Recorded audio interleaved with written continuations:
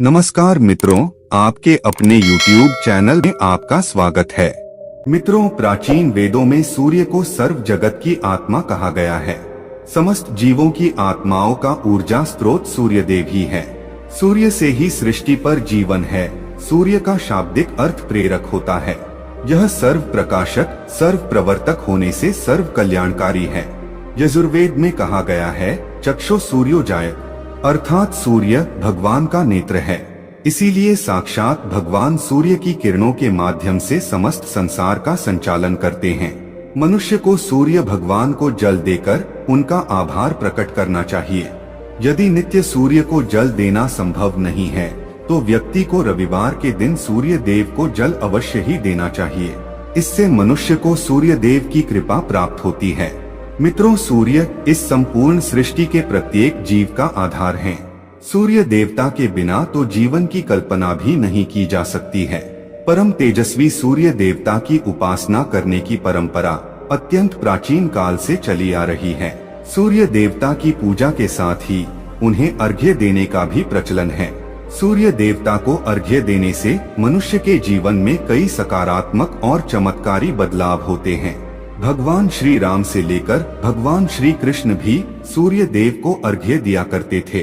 भगवान श्री कृष्ण ने सूर्य देव की महत्ता का वर्णन कई बार किया है। रोज सूर्य देव को जल चढ़ाना एक ऐसा नियम है जो आपकी जिंदगी में बहुत बड़ा बदलाव ला सकता है। सूर्य की शक्ति इतनी अलौकिक है कि इसके बिना ये पूरी धरती तहस नहस हो सकती है। सूर्य देव प्रकाश, सकारात्मकता, इंद्रिय संयम, ऊर्जा आदि के देवता है। अगर आप जीवन में निराश और हताश महसूस कर रहे हैं, आपका मन आपके वश में नहीं है, आपका स्वभाव अत्यंत क्रोधी है, आप अपने काम भाव पर नियंत्रण नहीं कर पा रहे हैं, शरीर में बेचैनी महसूस होती है और आपका मन नकारात्मक विचारों से भरा हुआ है, तो आप सूर्य देव की उपासना अवश्य करें। सूर्य देव को मात्र जल चढ़ाने से आपके सभी संकट दूर हो सकते हैं। संसार की हर परेशानी का हल सूर्य देव के पास ही है। आपकी हर समस्या का समाधान सूर्य को जल अर्पण करने से ही प्राप्त हो सकता है। सूर्य देवता की उपासना करने से आत्मा की शुद्धि होती है और मनोबल बढ़ता है। सूर्योदय के समय सूर्य की किरणों से वातावरण पवित्र और सकारात्मक बन जाता है। यदि प्रतिदिन आप सुबह स्नान करके सूर्य देवता को मंत्रों का उच्चारण करते हुए जल चढ़ाते हैं तो इसके आपको कई फायदे होंगे। कुछ ही समय में आप खुद इसका प्रभाव महसूस करेंगे कि सूर्य देव की कृपा से आपका जीवन कितना बेहतर हो गया है। आप पाप, रोग, भय आदि दोषों से मुक्त हो जाएंगे और आपका जीवन खुशियों से भर जाएगा। आपका शरीर स्फूर्ति युक्त, रोगों से मुक्त हो जाएगा और आप प्रत्येक कार्य को उत्साह से कर पाएंगे। कुंडली में अन्य ग्रहों की तरह ही सूर्य के शुभ या अशुभ स्थिति में होने से हमारे जीवन पर भी इसका शुभ या अशुभ प्रभाव पड़ता है। कुंडली में सूर्य यदि शुभ स्थिति में होता है तो हमें समाज में भरपूर मान सम्मान, यश और प्रसिद्धि मिलती है। वहीं कुंडली में यदि सूर्य अशुभ स्थिति में हो तो इसके विपरीत परिणाम मिलते हैं। इसलिए कुंडली में यदि सूर्य की स्थिति मजबूत करनी है तो ज्योतिष शास्त्र में कुछ ऐसी चीजों के बारे में बताया है जिन्हें पानी में डालकर सूर्य देव को अर्घ्य देने से शुभ परिणाम प्राप्त होते हैं। किंतु मित्रों, कई मनुष्य सूर्य को जल देते समय बहुत सी गलतियां कर बैठते हैं। सूर्य को जल देते समय महत्वपूर्ण नियमों का पालन नहीं करते हैं। गलत तरीके से अर्घ्य देकर सूर्य देव का अपमान नहीं करना चाहिए, अन्यथा मनुष्य को कई कष्टों का सामना करना पड़ सकता है। साथ ही केवल सूर्य को जल देने से फल की प्राप्ति नहीं होती है। सूर्य को जल देते समय विधि का पालन करते हुए सूर्य देव के मंत्र का जाप करना भी आवश्यक है। तभी सूर्य को जल देने का फल मनुष्य को प्राप्त होता है। ज्योतिष शास्त्र के अनुसार सूर्य देव अप्रसन्न होने पर मनुष्य की बुद्धि का नाश हो जाता है। उसे चारों ओर से अपमान का सामना करना पड़ता है। ऐसे व्यक्ति की आंखों की रोशनी चली जाती है और उसे गंदा भोजन प्राप्त होता है। फल स्वरूप व्यक्ति की विद्या कम हो जाती है। वह जो कुछ भी पढ़ता है उसे तुरंत ही भूल जाता है। पिता पुत्र में अकारण ही वाद विवाद होने लगता है। सूर्य देवता रूठ जाने पर व्यक्ति पर गलत इल्जाम लगते हैं और उसके हाथ से अनजाने में कई अपराध हो जाते हैं।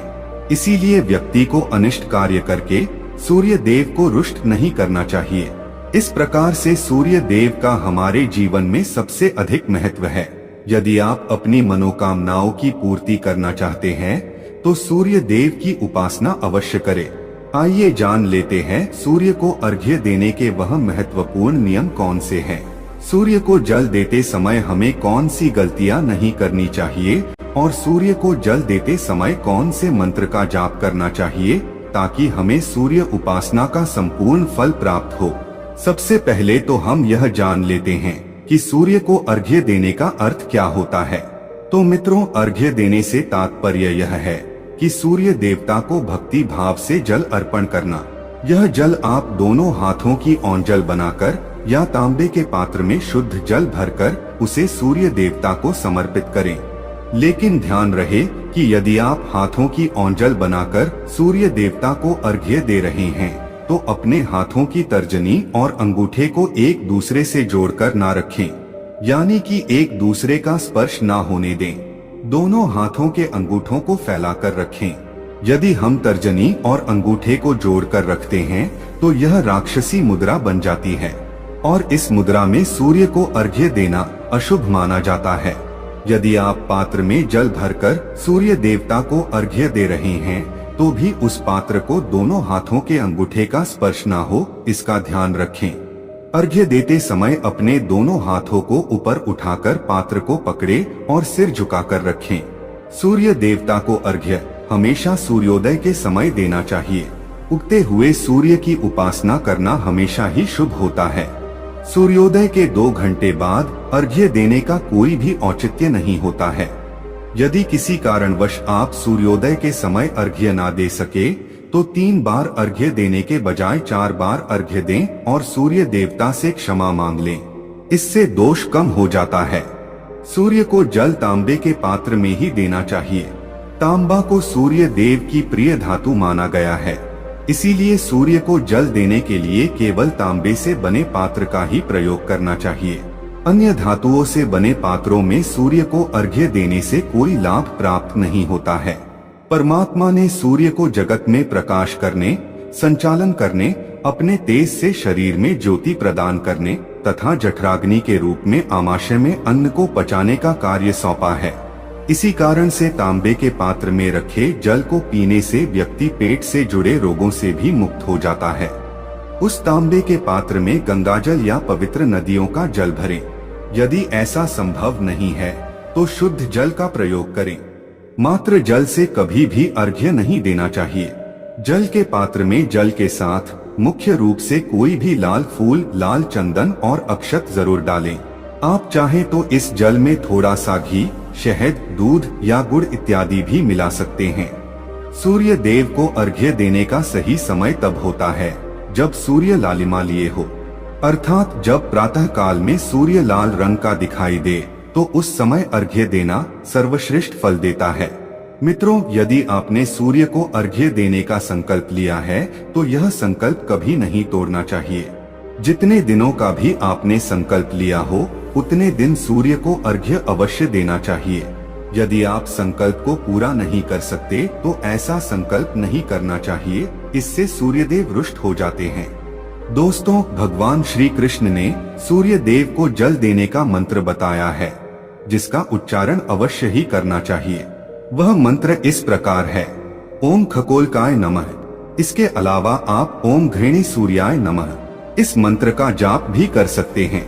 इस मंत्र का उच्चारण करके सूर्य को जल देने से दरिद्रता का अंत होता है और व्यक्ति को सुख समृद्धि की प्राप्ति होती है।